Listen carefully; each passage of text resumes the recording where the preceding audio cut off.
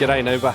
Welcome to the Noob Spearo podcast. I am one of your co-hosts, Shrek, and you're in for a cracker today. We've got Justin Baker from Fort Pierce. He's a 35-year-old firefighter, absolute champion of a man. He teaches stand-up paddleboarding and surfing and all sorts for the Special Olympics in the summer over there. He's just a really nice, genuine, down-to-earth guy. He's got he's sponsored by a range of companies that we talk about a little bit in this episode, and we get into some good old-fashioned Florida diving. He's also part of the SpearHeads TV, which is a great channel on YouTube. They've got some awesome videos there, diving Baja and their local waters, all sorts of craziness on there. It's a collaboration between, I think, 6 or maybe 8 super talented dudes. We've had a bunch of them here on the show. Just a really nice bunch of guys. So yeah, go and check out SpearHeads TV on YouTube after this. And yeah, like I said, this episode's excellent. I really enjoyed chatting with Justin.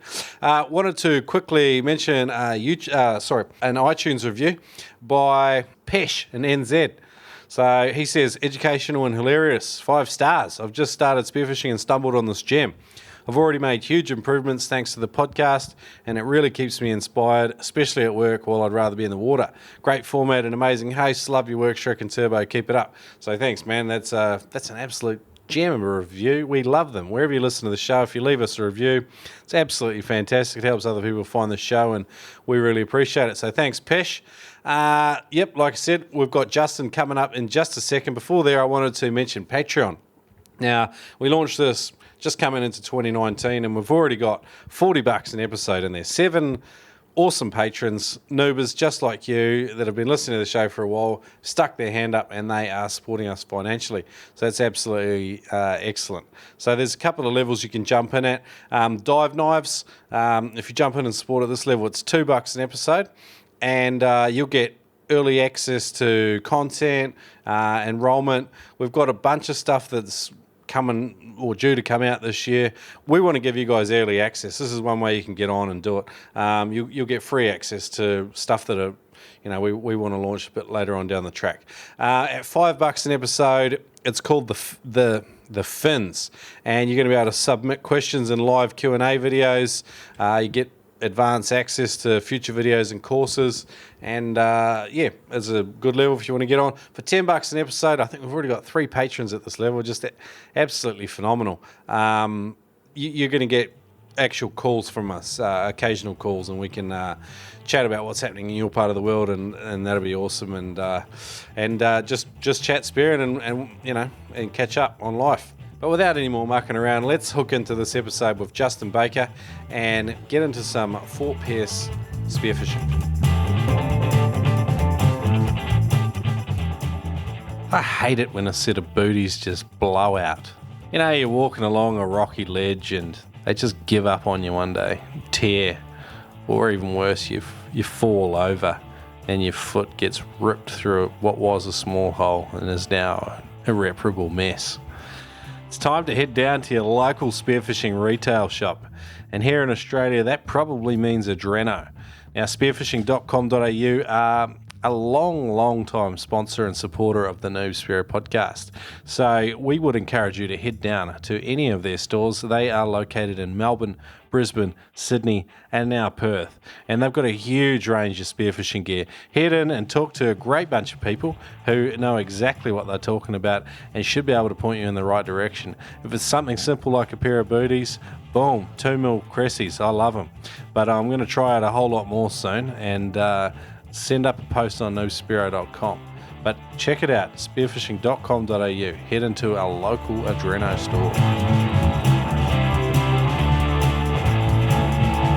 G'day, Noob Spearo listeners. Today I'm joined by Justin Baker. So, morning, Justin. It's awesome to have you with me, man. Good morning. Thanks for having me. Good morning. I mean, it's getting into the evening here. No worries. Hey, we were just chatting before the show, and I said I listened to your interview on Roman Castro's podcast, The Spear, and got a blast out of that. So I think we're going to have some fun today, man. I sure hope so. I love talking about spearfishing. So yeah, cool. And you've been sponsored by a whole heap of guys. I looked through one of your profiles the other day. Who are you sponsored by? And tell us a little bit about that journey. I've been super fortunate. I think it came early on. It all started just loving spearfishing and really loving to stack video clips. And, it really started with a guy from SubSea Spearguns. His name was Kevin Mason. Just an awesome guy, built these beautiful guns. And, it was just, it kind of just snowballed from there. Somebody else contacted me, and, I've gone through a few companies. The ones currently now are, Saltlife is a brand of clothing, really great. Yeah, they got some cool gear. Yeah. Yeah, they've definitely, they've been super nice to, it was my wife at first. They brought her on board, and, they said, hey, if your husband would like to come along. And I was working with, not only working, he's a great friend of mine, Aaron Chassie. I think you've interviewed him as well before. He had Speared Apparel, and, I was like, yeah, I can't, recently Aaron sold the company, and, that offer still stood. So, you snapped it up. To work with them. Cool. Frontline Freediving, a guy, Sam Blunt in North Carolina, just another guy, just a great friend, a great human being. And he's awesome. Jeremy Gamble at Spearing Magazine, he's always helped me out, and love that guy to death. I chatted with him before as well. Yeah, so far 3 from 3. I've had Sam on as well. All top guys, man. So 3 from 3 so far. All top notch guys. Yeah. And, I unfortunately I live in Florida, so I go to the Bahamas every so often.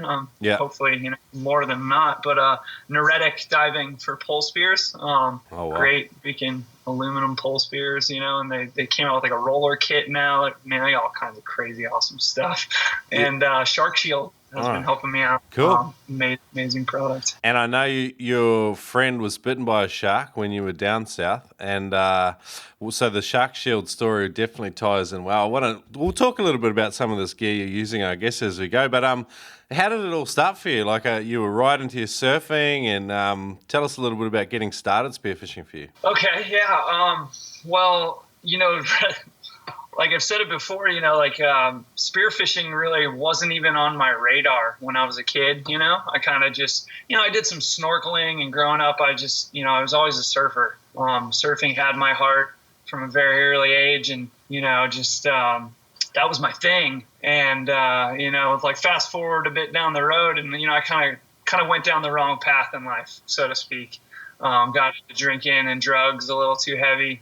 And just kind of lost myself, so to speak, and lost my way a bit. But, it came to a point where it was like, it's time to stop all this stuff. I got a real big reality check from a lot of my closest friends and family.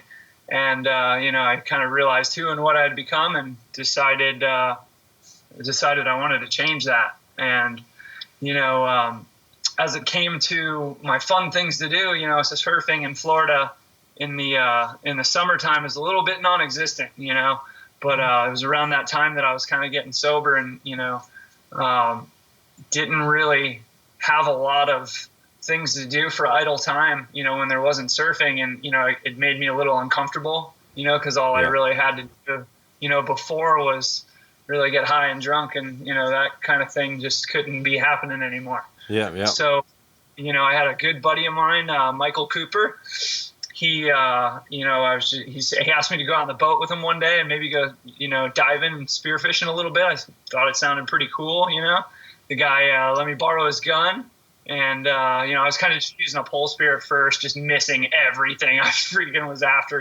I think I got a snapper on the pole at one point. It was like one of those paralyzer tips, so kind of hit him, and he just rips right off. I'm like, man, this is so hard, But I always like a challenge, so I kept at it, and then he let me borrow his Speargun, and man, it just snowballed from there. I was like, this is freaking so fun. So we were freediving, probably in about like 15 feet of water, and it started from there. It was really just to fill that idle time, and I was always really loved surfing more, I guess. I could say. And then, as spearfishing has snowballed for me and just turned into this whole different monster, I'd put the two on the very same level. Yeah. Sure. Which is pretty awesome. It's cool to have something to do no matter what the ocean condition. So we're going to chat a little bit about your local conditions and stuff when we get into Veterans Vault. But, I I mean, do you have days where you've got big, gnarly surf and the water's super clean and good for diving as well? Do you have this dilemma occasionally? We really don't run into that dilemma.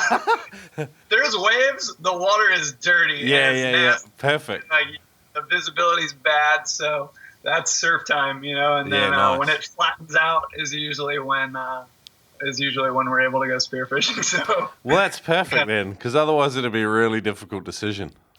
Sometimes it would, especially depending on what kind of fish we're running or how good the waves actually were. Yeah. Okay, so you've got a decision-making framework there to help you sort of choose. That's pretty cool, man. So you're diving 15 feet. You got this paralyzer tip. You started to have some early success. Can you remember like one of the first memorable fish that just had you absolutely stoked? And the first memorable fish I'd say would be that first one that day. I finally landed a mangrove snapper, which it's a pretty good eating fish. We catch them from shore all the time. My pops and my brother were really into fishing pole. I call it fishing pole fishing. I just really didn't have the patience for it. I really like catching fish, on a fishing pole. Like, it's awesome. Like, I'll go with people who know how to fish and they're good at it. We're bending rods. It's going good. Yeah, I'll go with that guy. If I know what he's doing. But, that just trolling around or just kind of hanging out, really not doing much. And it just gets I guess I'm a little too ADD for it, And, I can't handle it. So I'm exactly the same. And it was one of those mangrove snappers finally hit him. I was so pumped. I was like, yes. So it was like on top of the world, like just a keeper fish, So it was awesome. So did you see that fish from the surface in sort of 10 to 15 feet and then just like dive bomb it? What happened? Yeah, pretty much. It was a horror. I can't remember it completely exactly, but I'm sure it was a completely horrible approach. Just a couple snappers down there chased him down like a bullet. The fish probably was just dumb or something. Yeah. I still do that occasionally when I haven't got out for a while, and you see like you guys call them big kingfish, we call them Spanish mackerel, but they come out of one side of visibility, and you haven't been spearfishing for a couple of months, and you're just tempted to just dive bomb them like a freight train. And those fish, they're on to you. They live, fight or flight every day, so you're not going to win on that. So. Definitely. Yeah. And that's one of the hardest things probably about starting off, do you think? Is like slowing down and just chilling out. I mean, I remember listening to you talking about being a creep. Is that sort of, where did you start to learn that? Creeper, I think I used before. Yeah. I think that's one of the hardest things, that I finally have started to, and I still am guilty of it, like you said too. Haven't been out in a while. Oh, there's a fish. Yeah. Yeah. Fish is like, what the hell?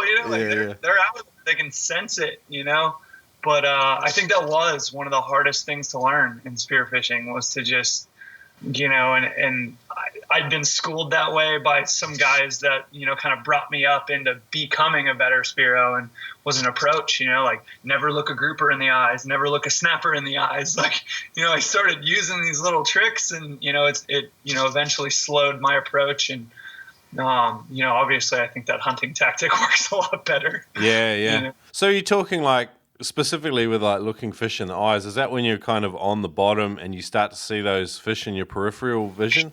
Is that that, and even just, kind of on an approach towards the bottom or even in mid column, when you see a fish, is not to just come to me right away, tune in on that fish. I see it, I'm going after it immediately. Yeah. It's kind of like, I see it.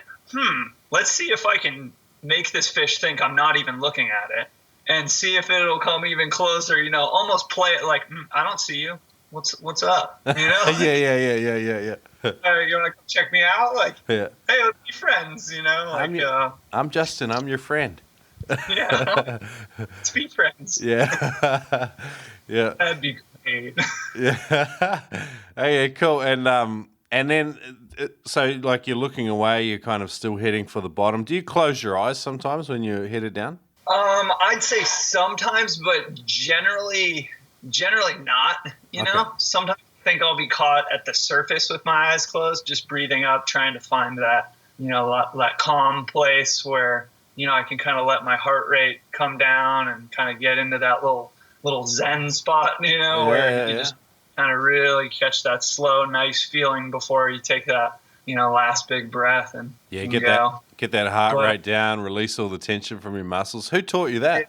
I've been schooled by a couple different people. Like the first very formal training was with Ted Hardy. Yeah.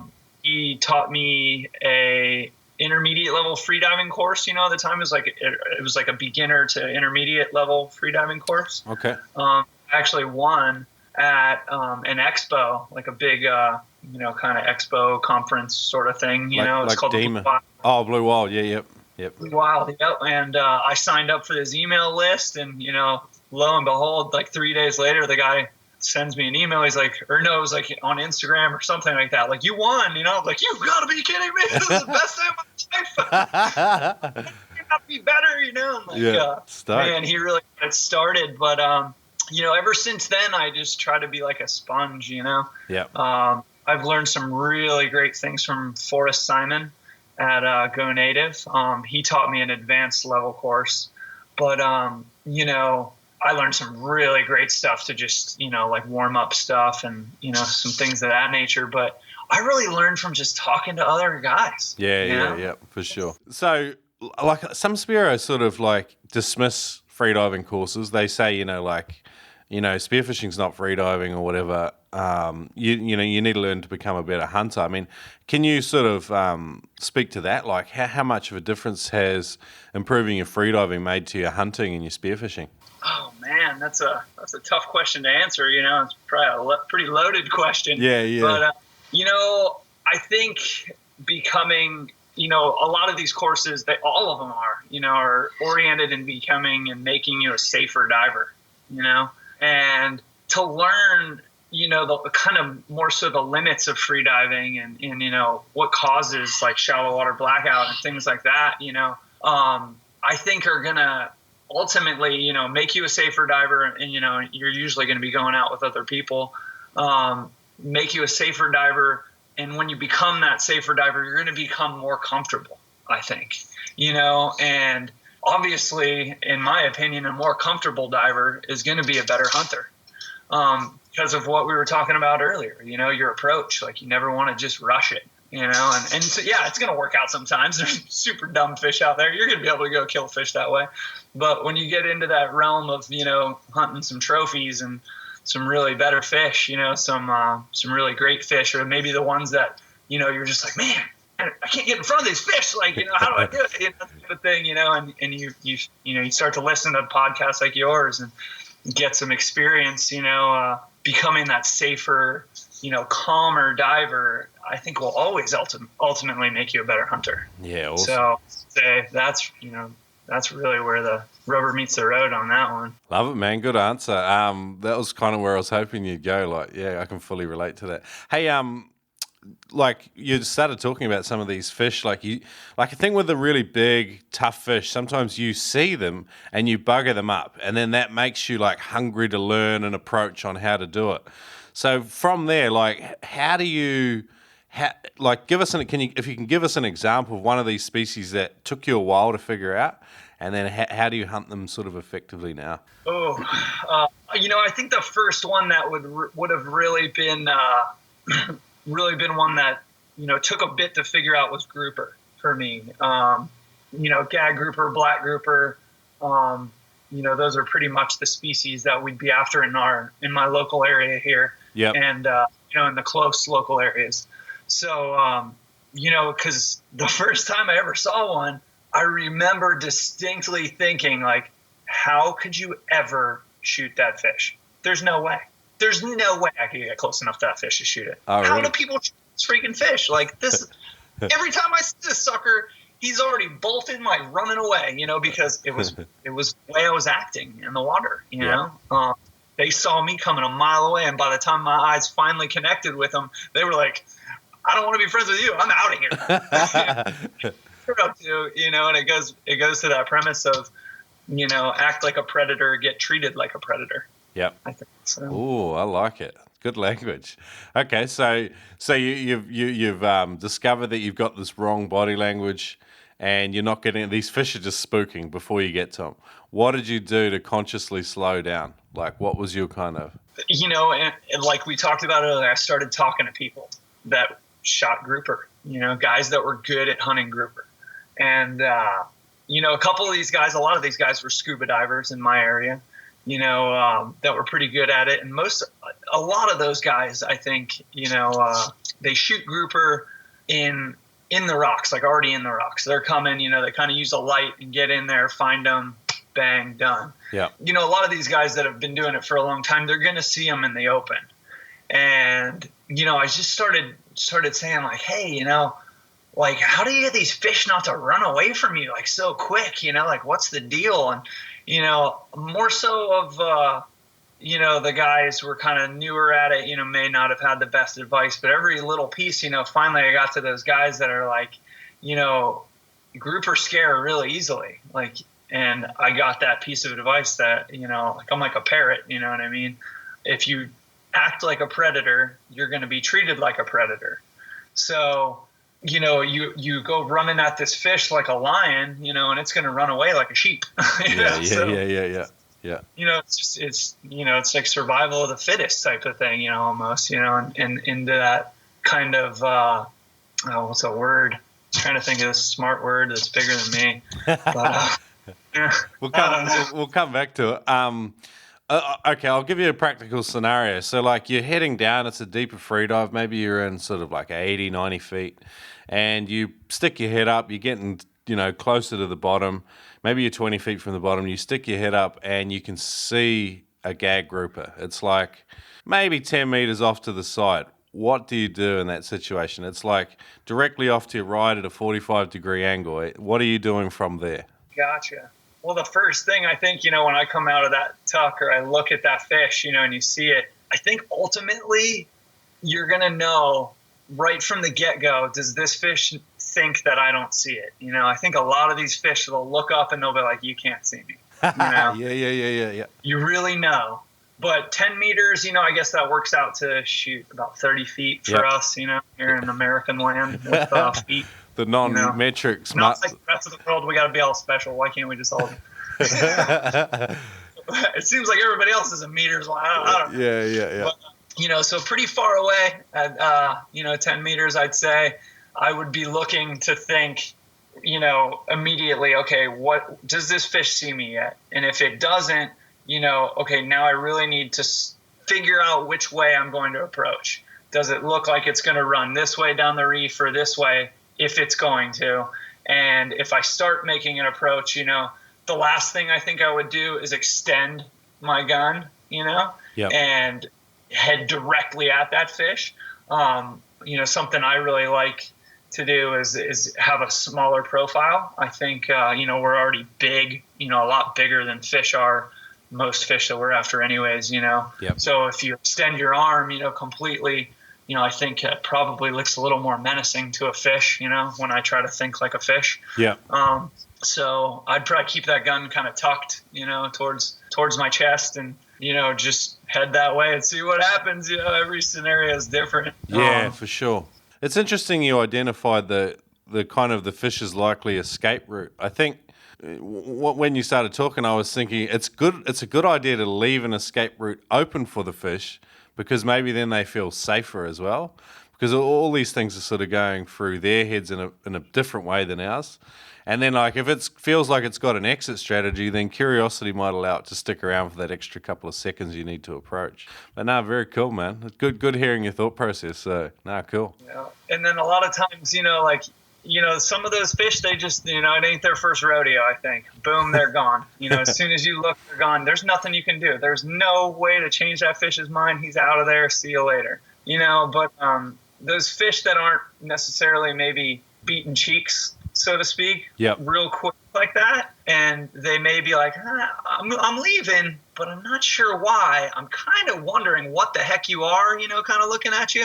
Every once in a while I'll drop that other hand off to the side and wiggle some fingers, use my hand as like a flashing piece, and try to draw attention maybe away from the other hand that's about to extend my weapon of death, and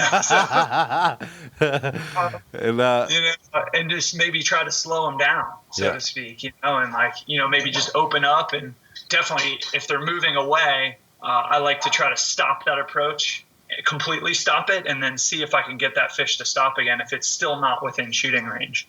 Because sometimes I've found that, completely stopping your approach will, allow that fish that sense of ease a little bit. Okay, maybe I'm not being stalked now. Let me stop and make sure I'm not being stalked, and give you that extra little bit of time to close the gap as you're still probably sinking towards that fish, steering with your fins. And what's one of your the best stalks you've had on a grouper, a memorable stalk? Because sometimes it's not your biggest groper that was your best stalk. It was like a smaller one, but you just ticked all the boxes and did everything right, and you were super stoked because you earned that catch. Oh, man. Well, you've shot too many. You can't remember them all. I guess you could say it has been quite a few. Like when you say memorable, it was the biggest one I've ever shot. I was on my bachelor party. I got married, a few years ago here, and my buddies asked me, "What do you want to do for your bachelor party?" And I was like, "Well, I'd love to go on a trip where we could go surfing and spearfishing. That would be ultimate, But either one would be awesome. Just hanging out would be cool, And they ended up setting a trip down in Baja, Mexico. And they're like, we might be able to surf, we might not, but we're definitely going spearfishing, and in one of the most epic locations in the world. So I'm like, this is going to be awesome, So they got us down there with Sea Sniper Baja. Freaking awesome operation. Great dude and his wife, Chai and Linda Ochoa. Yes, Ochoa. Yeah, it's Ochoa. No, I'm sorry.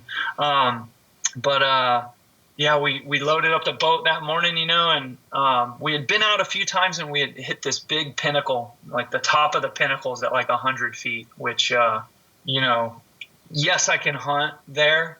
I'm not there for long.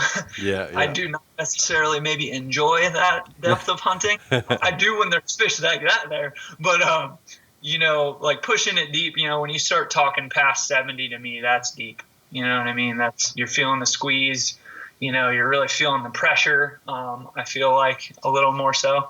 We're on this real deep pinnacle, and we were making some dives. It was a little dirtier that day, and I remember kind of coming out of tuck, and I looked up and I saw this enormous figure, and I thought it was a big cubera, because I had heard there's big cuberas down there, and especially on this pinnacle, and I came through all this bait and these little, they call them wachinangos, little snappers. You come through this big school of them, and that's where we were seeing the yellowtails and fish that were the yellowtail kingfish, I guess is what they call them down there. And I just remember seeing this massive fish, and it was one of those, just it had no skill at all. I know what's the hardest one. I just can't place that one. This fish, I ended up kind of right on top of him, behind him. Yep. So I was like pretty much in the fish's blind spot, and immediately, like I said, I thought it was a big cubera, and I kind of just rolled up behind this fish, and I think finally when it sensed me in its lateral line, it kind of just rolled off to the right, and by that time I was too close. I had a great shot, and I dropped this shot right behind his gill plate, above his head, towards his eyes, and came out his mouth. I mean, it was the perfect stone shot, and he just rolled off to the side. And I just remember thinking, thank God, because there's nothing I'm doing to stop it at this point. But I remember, I guess you could say stalking. It was more like just approaching, just still sinking, like, for the love of God, please let me get a shot on this fish. I think it's another interesting point is, like, when you're diving that deep, there's less hunting going on and more just clever approaches, because you're not having like a 30-second epic, like, stalk 20 or 30 meters sort of like 60, 70 feet, follow along on the bottom. You're flat out getting 10, maybe 20 seconds down there, or a bit longer maybe if you're good, but really good. Yeah, so cool. And you unleashed your weapon of death and stoned this thing with a fantastic shot. That's awesome. What is your weapon of choice? I think you use mid handles, don't you? I do shoot mid handles, and I guess it was just the first stick that I picked up. It was an AB Biller. Yeah. I guess we probably got them over there too, and they're not the worst gun in the world, not the best gun in the world. I don't like to talk trash about guns products or anything like that, but maybe I've found some better products over the years, so to speak. And then I went on to a Rife after that. I just like that extra piece of gun behind me. It seems like when I go to hunt in a hole that you can get it in there a little further. And okay. I reached that point where I knew all these super great Spearos, these European guys, for instance, that dive like 150 to 200 feet and shoot these fish like tinier than I would ever even be after. And it's like an epic tale for them to shoot these big long rear handle guns. So I'm like, man, these European guys do it. Like, I gotta get me one of those. So I ended up in a Rife Euro, big old 130, like big old long handle gun. And, I went to shooting like 50-50. It just worked for me. Changed the whole aiming perspective.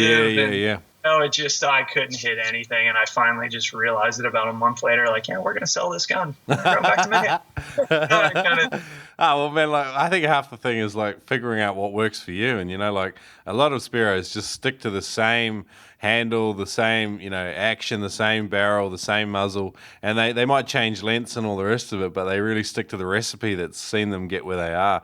Have you done like much pull testing with guns or like accuracy, like with targets and stuff? I've done it once or twice, but it's boring. I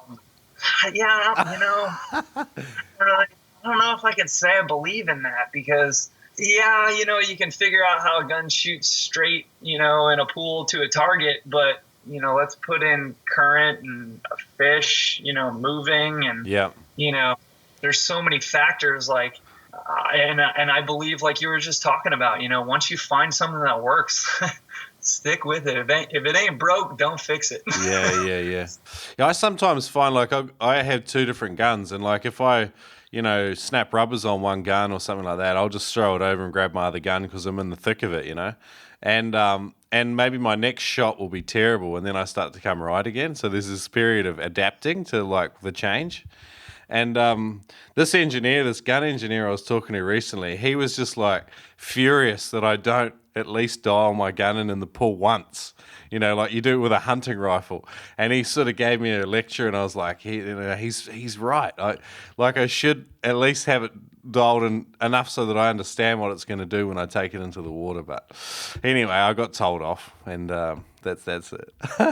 I think there's got to be something to it, but I just there's so many fears, and man, to be honest, like there's three guns in my garage right now, and I end up always using the same one right now. Pretty much. This is the same one every time. I have some extra bands and whatnot, but it just works really good. The listeners can't see, but a guy just built me this. It's a custom double roller, and it's even got my name on it. So it's friggin' excellent. It's Widowmaker double roller. This thing's gonna go nuts. I'm taking it out on Saturday, hopefully. So yeah. Have you had it in the pool? No, I haven't had it at the pool. So I'll probably get told off. Don't worry about it. Just go. Yeah, man. Just fish with it. You got it. Spearo log, an actual logbook for spearfishing. Yes, it's a paper form, and perhaps we could go digital in the future. But at the moment, Spearo log is available right now on Amazon.com to capture your dives and help you replicate past results. Because if you're capturing that fish in those specific conditions and it doesn't happen every week, there's probably some unique variables that are allowing that phenomenon to take place. So record them in your dive log. You can go back, you can have a look at data over time, and you can see what works, what makes your spots and locations tick. Get Spearo Log on Amazon.com today. Spearo Log by Noob Spearo. Oh my God. Yosemite National Park. California. Red Sox. Hang loose, bro. SpearingMagazine.com. Did you say SpearingMagazine.com? I did. What do you know about Spearing Magazine? I know that you can get 8 issues for $30 plus shipping. But you've got to email it. Oh my God. Oh Lordy Lou. But what you got to do is you got to email Jeremy at SpearingMagazine.com. That's right. Jeromy at SpearingMagazine.com. Oh my God. $30 US for 8 issues, Turbo? That is phenomenal value. Email Jeremy at SpearingMagazine.com. Jeremy at SpearingMagazine.com. Jeromy at SpearingMagazine.com. Hey, moving back into your story, like, what's one of the scariest things that's happened to you, and walk us through the story, and then kind of what your takeaways from it. What did you learn from it? Ooh, more serious things in spearfishing. So probably happened a couple years ago. And just a backstory real quick, if you want to watch it when you get done, or, get done listening, it's on YouTube, on the SpearHeads TV channel. Right. Blackout video. It was a friend of mine, dear friend of mine, James. He actually lived with me for a while. And we went to go out spearfishing one day, and, we hadn't really speared too much together, like just here and there, like maybe once or twice. And, I think we were doing beach dives, it was kind of closer to shore stuff. And this particular day, we were going straight offshore, like out to 50, 60 foot of water, which at that time for me was a comfortable hunting depth, And for James, later on found out not so much, that was more pushing it for him. But, we hadn't talked about that, and I didn't really know that. But we had been hunting, probably 2 or 3 different spots, and, James shot a couple fish, I shot a couple fish. And I remember him being on a dive and hearing his gun go off. Boom. Okay, cool. He's got a fish. I even said it to the boat, like, hey, James shot something, And I watch him coming up, and he's dragging this nice mangrove snapper, probably 5 or 6 pounds. And, he gets to the surface, and, I look at him, and he comes up, and then he reaches out to pull the fish in, and I guess we'd say 10 meters, so that's 30 feet away, around that distance from my dive buddy, not far. And to be honest, it was a pretty regular practice for me to be that far away, but watching, because I had, taken a class at that point, and, definitely felt more responsible for the guys I dive with. And, I'm watching him, and he reaches out, like I said, to grab his shooting line, and he's just kind of sitting there for a while, and I'm kind of like, the fish is running around. I'm thinking, okay, well, maybe he's just like letting it tire itself out. I don't know what's going on here. And I look up at the surface, and he's got his head in the water, and, at this point he's completely blacked out. Wow. I had no idea. Wow. No idea. And, as he's not doing anything, it starts to register. What the heck is going on? And I start swimming his way, and, he's still just he had this, he kind of just blacked out in that body posture of pulling in a fish. Yeah. But, as the ocean moves, it kind of looks like he's moving. It kind of looks like a natural body movement. So I thought he was just like, maybe letting this fish run a little bit as he's breathing. Maybe he needed to do a little breathing, I didn't know. And, I replay the scenario time and time again, and it's a lot longer to me in my head than it is even translated on video. But, I still kick myself for it that I didn't realize it earlier. I realized some of the signs, as he was coming to the surface. But, again, I picked my head up from the surface, and at this point it's getting weird. Like, all right, James, why aren't you pulling this fish in?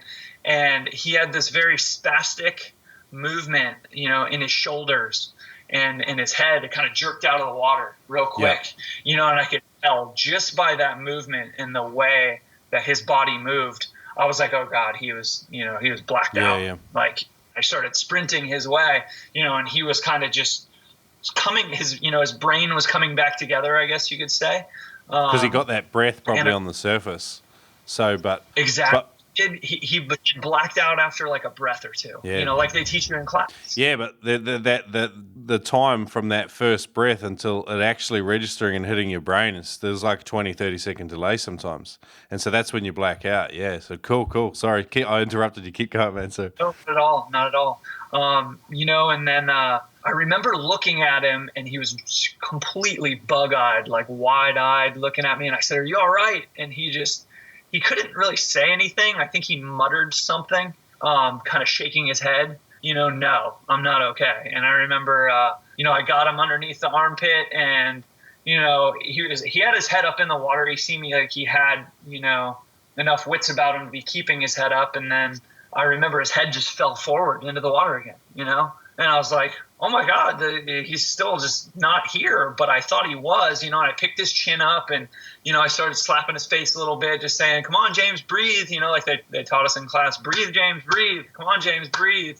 And, as I've got my hand under his chin, and, he came back, his head came back up, and eventually, his brain took over, and, got him back to breathing. And, it was a long, probably, over the course of like maybe 15 seconds. Yeah. It was just it was traumatic. I bet it was, man. He came back to it, and then we realized he didn't have his gun. He had dropped his gun, and luckily it was kind of floating not too far from the bottom. The fish would just, kind of died, and it went to the bottom. I don't know how a shark never picked it up or anything, but we found his gun, and, we got back on the boat, and, cool, man. Just dealt with it. All right. So everything worked out. You did well. You were observing him, even though your response was, like a little bit delayed. But I think sometimes like it takes a while of seeing that to, you've got to be hyper aware of what happens to be able to even recognize these things. So walk us through what changed after that in your diving. What have you done? What do you do differently now, if anything? I'm always going to try to be that closer diver to your friend now, and be more within an arm's reach if you can. I mean, a lot of hunting, I think, is done around here in poor visibility, not top to bottom. And a lot of guys, including myself, like to hunt with a reel, not a float line. So, you make a dive, and these guys, a lot of the guys that I dive with now are better divers, and, they'll be down, and I have no earthly idea where they're going to come up, sometimes. And you just really got to be conscious, and which way were they going? What kind of spot are you hunting? Where is the current coming from, and something I learned from James's dive, and luckily it was on video, was his hand as he was coming up, and the speed of his ascent. He was coming up pretty quick, and he was using his hand. They call it climbing the ladder. You can always tell when somebody's struggling. Well, not always, but it's a telltale sign. They put their hand up, and they're kind of cupping water. They're using their hand to help swim them to the surface. That's really indicative of somebody who's struggling, somebody who had a tough dive. If you see that, it's probably a really good idea to, if you see that person in that situation, like get over there more quickly, know that was probably a tough dive, I think just, really watching, my buddies in a different way now, it really has changed me for sure. Yeah, cool, man. All right, hey, cool. Awesome story. Look, let's move into Veterans Vault. So you live in Central Florida, and tell us a little bit about your job and how it allows you to go spearfishing a bit more than a lot of us. Okay, yeah. I had worked in, the last job I had before this one was ocean rescue. I was an ocean rescue lifeguard. And I did that for about 10 years. And, while I was trying to get on my way to the fire department, I'd always wanted to be a fireman. Yeah. These guys, in our local area here, you work 24 hours on, and then you have 48 hours off. So it affords you a load of free time, to do some spearfishing, do some surfing, just do some living. Yeah. And, in our particular area and in areas further south of us, we have, pretty high call volumes. We're in pretty populated areas, not very, definitely not rural. And, we're pretty busy. So it's a high stress job, and high stress, you run a lot of calls. You can be pretty tired in 24 hours, even after a couple shift cycles. So every 3 weeks we have your shift will fall on what's called a Kelly day. And my Kelly day right now is Tuesday. When my shift falls on a Tuesday, that means I have that shift off. It's kind of like your decompression week, so to speak. It turns out to 5 days off. Yeah, awesome. Every 3 weeks, which is, a lot of times really necessary. It's needed just for your mental well-being, and your health. Yeah, cool. But it also affords you a lot of really, a lot of time off to go do something really cool. So, I've been using that time to do a little more spearfishing, a little more, which has been really nice. Sounds like I need to become a firefighter. All right, man. So you're getting a little bit of time off, and it's nice to get away from your high stress job and stuff. And your wife's a lovely, understanding woman. Tell us a bit about your diving conditions there in Florida. I don't know a lot about it. Is there shore diving for guys that are getting started? I mean, how does that sort of work? So there's a little bit of everything. Florida. In my area, I live in Central Florida on the East Coast. Now, this time of year, in the winter months, it's a little bit rougher. We just have, seasonally rougher weather conditions. Shore diving is pretty much non-existent this time of year. Like, we don't get a marine forecast that'll calm down enough to allow the shore visibility to clear up. That happens more so in the summertime. We'll string a couple months together, and, even then it can get dirty too. We are in my area, like one of the last areas that stays dirty quite often close to the shore. South Florida, the Keys, like that area down there, like they'll stay clearer, like even closer to the shore a lot more often. It just has to do with our current, our Gulf Stream, and the way it comes in closer to the shore down in South Florida, and we kind of get left in this pocket that is kind of more stagnant water, so to speak, and it just won't be as clear as often. Okay. I think that being said, it creates a better opportunity for fish to aggregate and grow and not get so much pressure, so to speak. So we have a strong fishery. I think we have a pretty strong fishery in this area and to the north of us as well. To the south of us, it's clear a lot more often. Fish can get a lot more pressure. Okay. So. All right, cool. I think it's a beauty of our area for sure. One of them. Yeah. All right. So, what about offshore? Okay, offshore. Offshore, gets into, like we were talking about, a little more current driven area where you can be a little clearer. When our predominant wind kind of comes more out of the south, it creates clearer water for our area. It's just one of those things. Like when the current drives out of the north, it'll generally be dirtier. It's just the way it goes. And this time of year, you're going to be looking for a marine forecast that's usually less than 3 feet to get any type of visibility, that's going to be consistent. 3 feet as well. You can't go bigger, but it gets pretty sporty too. Yeah. So, bigger than that. And, those times will be a lot dirtier, and you just never know, really. It's kind of one of those things. You got to either look at rip charts, which I know some people do, or you just go, sometimes it's good, sometimes it's not. Yeah.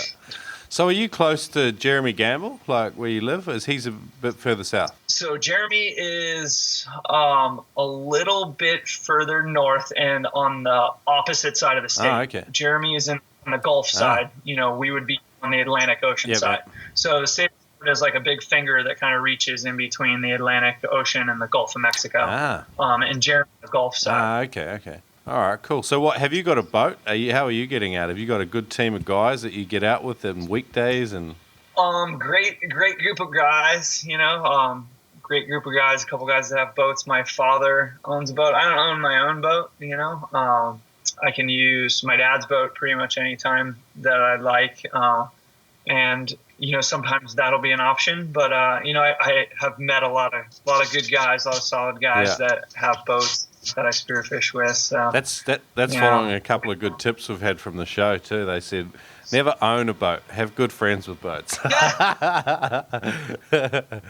a lot of work, aren't they, man?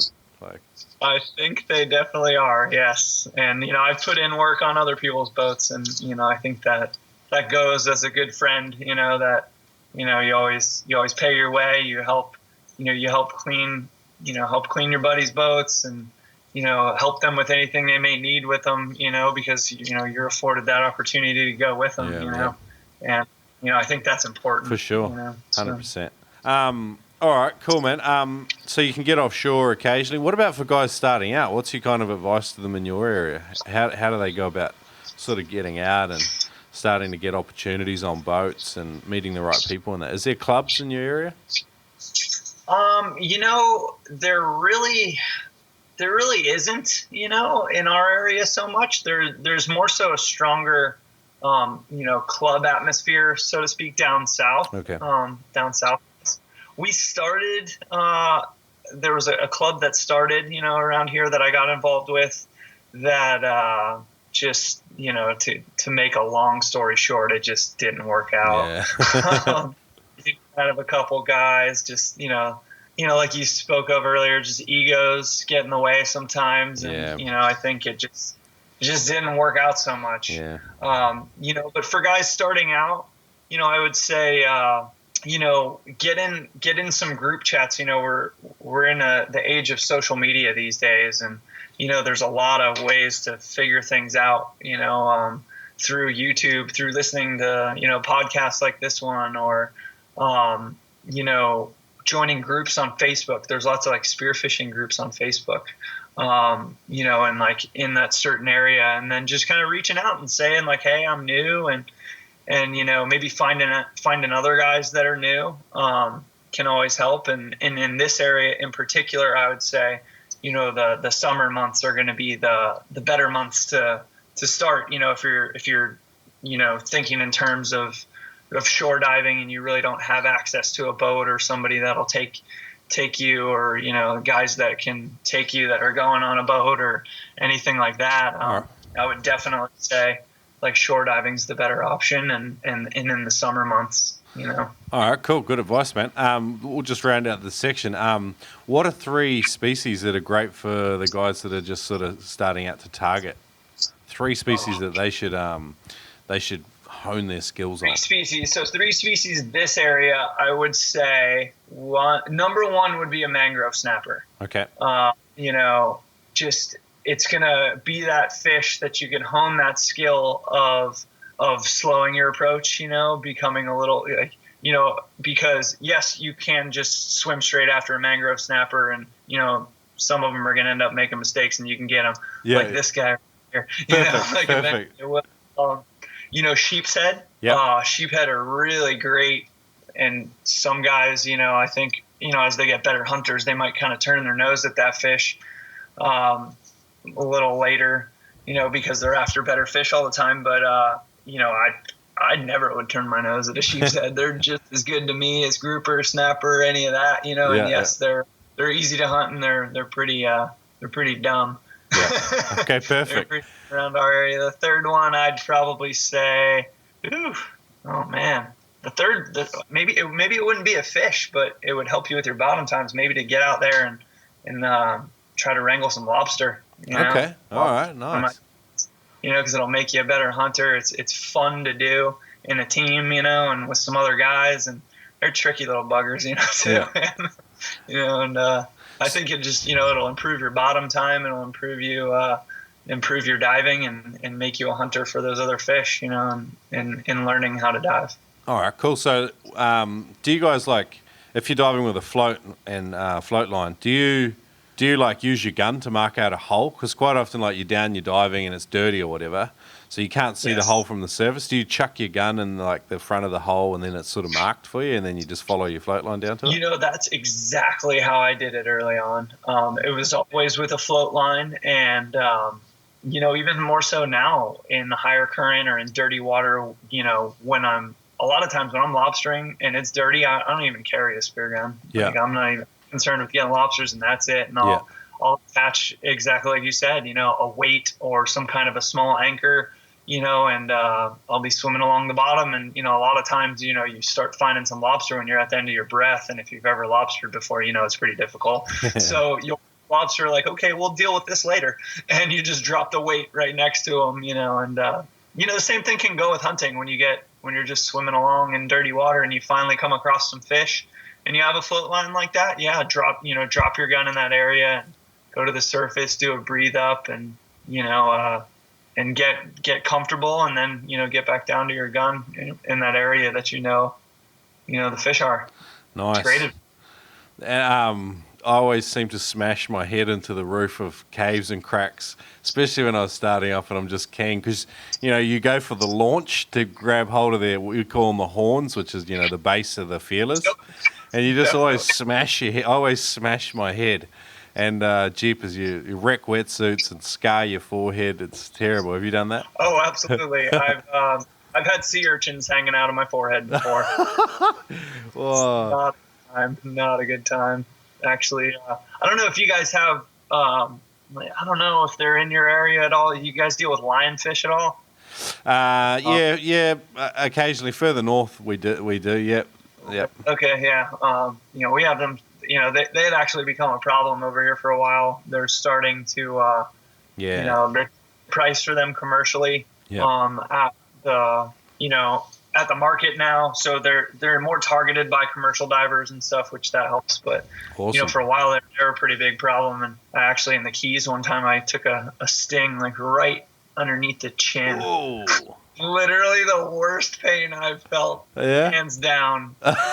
It was awful. Oh, wow. It was awful, yeah. So and that was lobstering. You know, I kind of just got lobster tunnel vision. I saw all these lobsters spilling out of this hole, and got one hand in one side, one hand in the other, and, you know, this lionfish was sitting right on top of the rock. It was some kind of weird, rare crossbreed. You know, it kind of like it was real dark. It was black, and I never even saw it. And one hand in one side, one hand in the other. And then, you know, as I'm trying to work this lobster out, I'm pulling my chin down towards the rock, you know, as I'm clenching into the rock, and I just felt this poke right in my chin. You know, I didn't think anything of it at first, and then I came out with the lobster in one side, and I looked down and I thought, oh no. Yeah.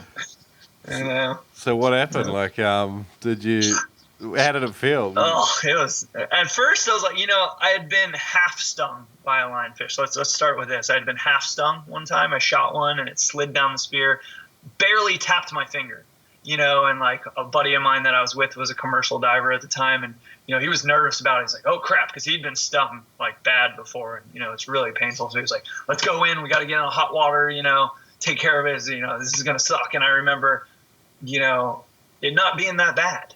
So I was like, all right, maybe this won't be that bad, you know, but I knew I'd taken the full brunt this time. So I'm like, all right. And, you know, 5 minutes goes by. I'm like, damn, that's definitely worse than the last time. 10 minutes goes by and it's like, this sucks. 15 minutes goes by and I'm like, for the love of God, when will this end? You know, 20 minutes goes by and my teeth are numb from pain. Oh. My whole jaw's numb, you know, and, you know, at that point too, I had some medical training, so I knew I was stung in an area of my airway. Yeah. So, like, hey, they're like, do you want to leave right now? And I'm like, to be honest, like, this is going to suck no matter what. And we're in a beautiful place, beautiful location. You know, there's a lot of lobster around. Let's just keep going. You know, it's becoming an issue. I'll let you know, call the Coast Guard. You know, for right now, let's just keep going. You know, I'm just going to deal with this. I'd rather be dealing with this, doing something cool than just sitting there doing nothing, dealing with it, you know. So, but, yeah, it ended up hurting for about 8 hours. 6 of those hours were just intense pain. Yeah, right. super awful. Okay, so avoid lionfish. I talked to a guy from Barbados, Alex, and he hunts them all the time. There's a couple of videos about how to pole spear them and de-spine them so you can cook them and eat them yourself. And but yeah, it's definitely a problem in big parts of the world. They're very invasive. So the more guys that spear them, the better, I reckon. But you've just got to be careful with how you handle them, and you definitely don't want one in your chin. Definitely so. Yeah, I would definitely not recommend getting stung anywhere around your chin.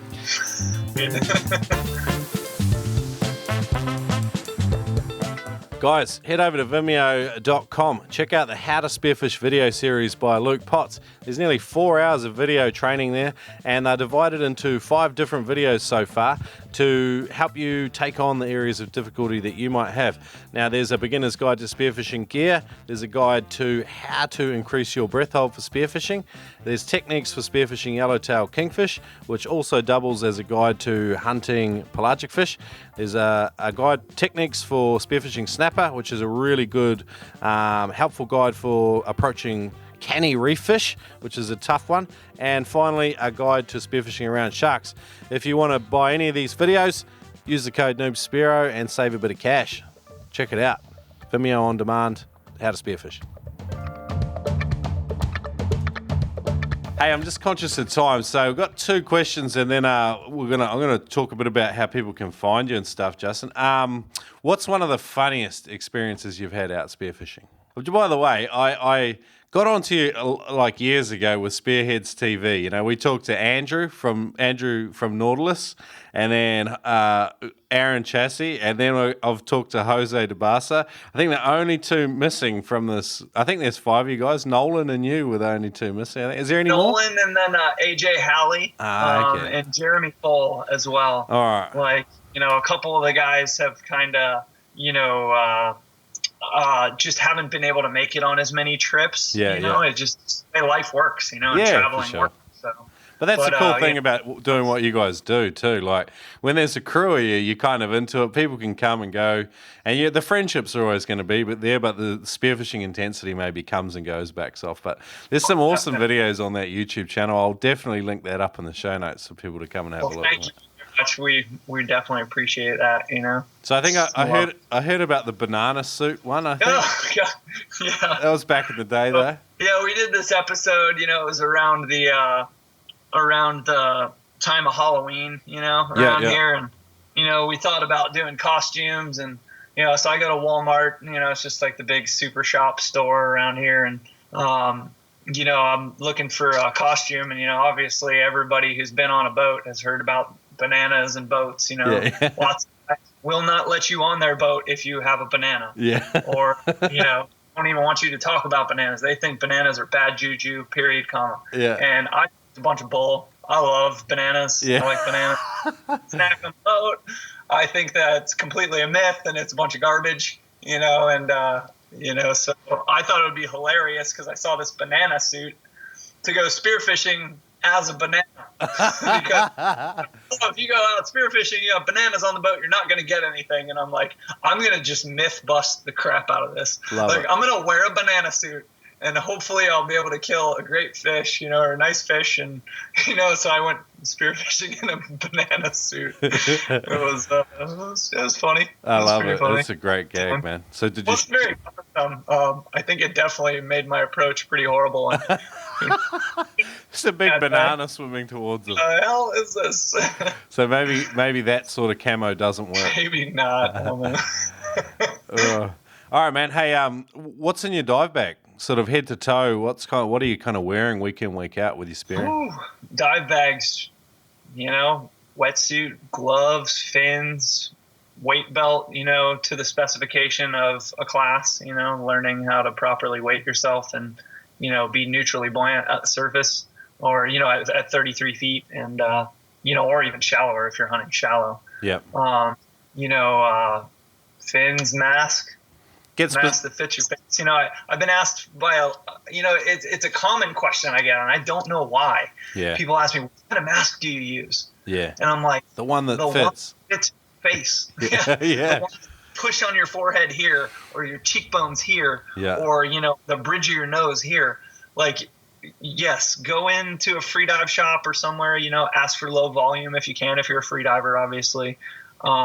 Get a low volume mask that fits your face. It don't matter which one it is, you know? I love it. My rules are I want the lowest volume one that will fit on my face and I can laugh and it's not going to fill with water.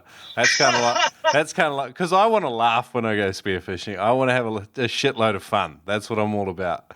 And so that's my kind of rules. But I do know that I've had, you know, masks that are too high a volume. And when you start to get down to like 60 feet, and you've got a higher volume mask, they are a pain in the ass to fill. They take so much of your air from your lungs that can be used for other things. And so I do want a lower volume mask, but I'm not going to compromise so that I can't laugh. So that's kind of my guidelines. You know, it's funny too. I've had that mask that I, you know, as soon as I smile, or even if, you know, you're chuckling, you're not even a full laugh. Raise your cheeks like you are right now. Oh man, just leaked like a sieve. It was a nice mask, but couldn't wear it. Yeah. Ended up giving it away. Yeah, I did the same, man. I think I might have sold mine. But sometimes you get these masks with like really good vision, but they're just too high a volume as well. And so, no, it's an interesting one. But yeah, it's very subjective because our faces are all different. Definitely. So, yeah, cool. All right, man. Where can people find you, Justin? You're on the interwebs? Yeah, I'm definitely on the interwebs. I try to be on there as, you know, least as possible, but you know, you end up being on there all the time.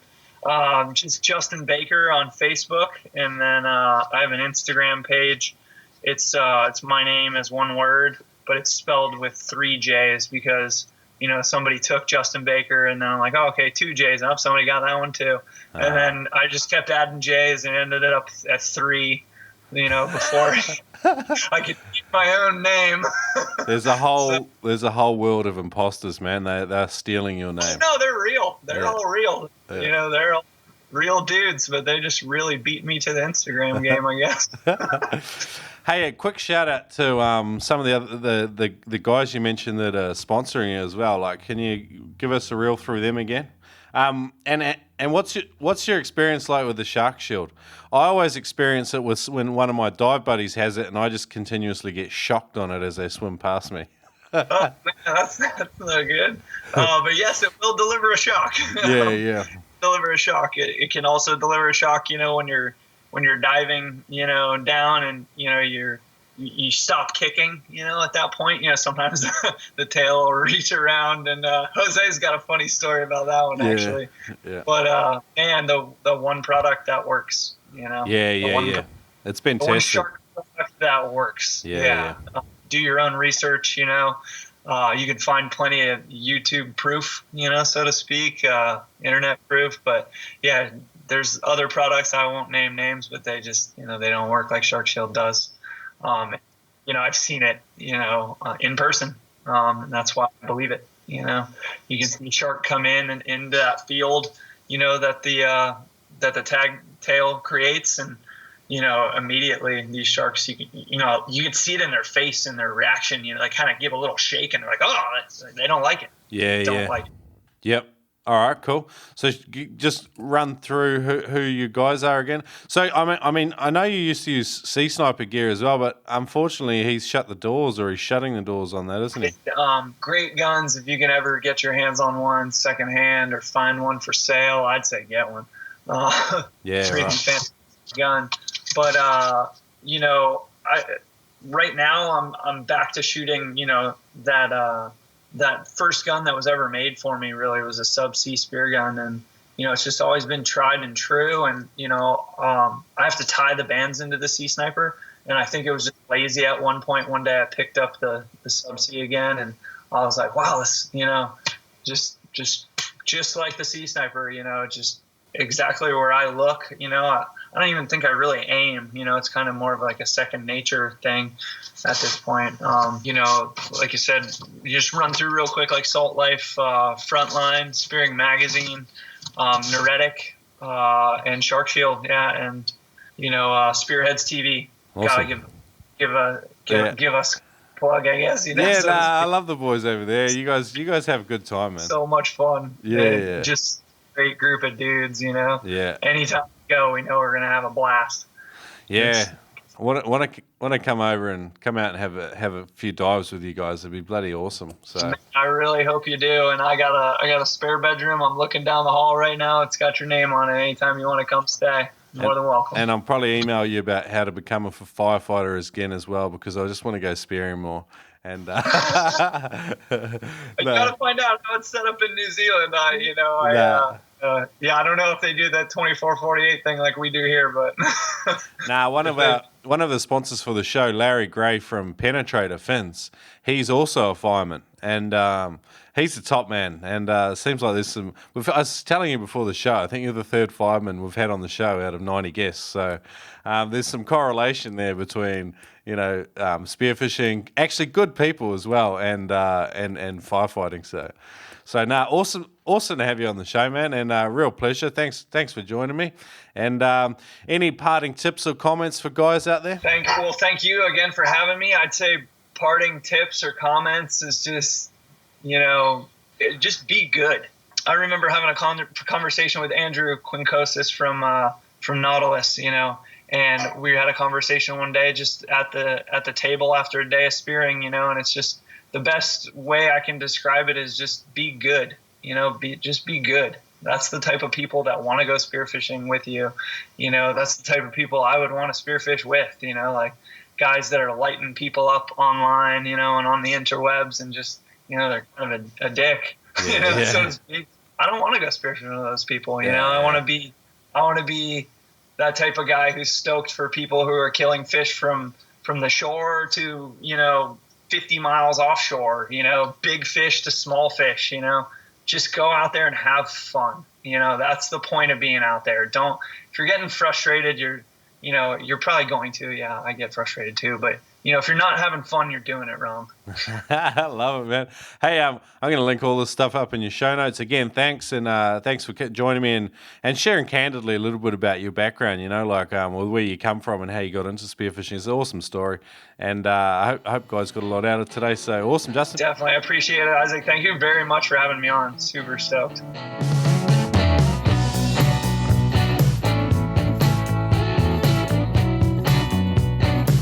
That was a bloody good chat. I really enjoyed chatting with Justin Baker, and I'd encourage you to find him on social media and just check out some of the rad fish he shoots. He's a super humble and down-to-earth guy, but a mad Spearo, and really good chat. So awesome catching up with Justin today. Hey, look, in 2 weeks, I am off to chat with Jaap Verbaas. Now, he is the author of Longer and Deeper, which is a book that came on my radar maybe 3 months ago. Anyway, I reached out to him. He sent me a copy, and I went cover to cover in this thing. It took me a week to read, just in my lunch hours at work. But it's the best freediving book I've read, bar none. And I've read a couple. And this thing, it's just super practical. He's got a real experimental mindset, and he digs through some myths, does a bit of myth busting in this book, but he talks about diet, exercise, and he really gets into the kind of the nitty gritty of what you should be training, when you should be training, and how you should be training it. And he shows you tools and devices for measuring your actual, performance and how your training impacts that. And I'm really looking forward to this yarn. It might get a little bit technical and geeky in 2 weeks, so we'll see how that goes. But yeah, I hope you join us for that. And if you like, jump on and buy the book Longer and Deeper off Amazon.com, and then you'll be able to send me some more questions that I can follow up with them. But yeah, that'd be great if you could join us then. Also, guys, I mentioned Patreon at the start of the show. If you go to Patreon, type in Noob Spearo. If you love the show, love it if you become a financial supporter, get onto it, patreon.com. Thank you. Thanks for listening today. Thanks for leaving reviews. Thanks for being legends. Thanks for just being the noob as you are. I hope you get out and spear some fish this weekend. Have some mad fun. Right, catch ya. Shrek out. Now, I don't know about you, but I love new gear. And spearfishing.com.au have got a huge range. Mad flat shipping rate, especially in Australia. And if you use the code NoobSpearo, you not only support us, but you get $20 off every purchase over $200. That's right, pump in the code NoobSpearo at checkout, NOOBSPEARO at spearfishing.com.au, and you will save $20 on every purchase over $200. No brainer. Thanks, Adreno. Hey guys, thanks for listening to today's episode. If you are trying to improve your spearfishing, then you're in the right place. This podcast and our spearfishing community has got one of the best places to learn. Come and join us on the Noob Spearo community on Facebook. And you'll get access when you sign up to the Noob Spearo email newsletter. It's called The Floater at noobspearo.com. Just pump in your email and join our community. You'll get the dive day checklist and 10 tips to become a better Spearo as well. And as always, we would love a review wherever you listen to the show. If you put in a genuine review, it helps other people find the show. Tell your mates about it. Jump on their smartphone and even download a couple of episodes and tell them what a bloody podcast is.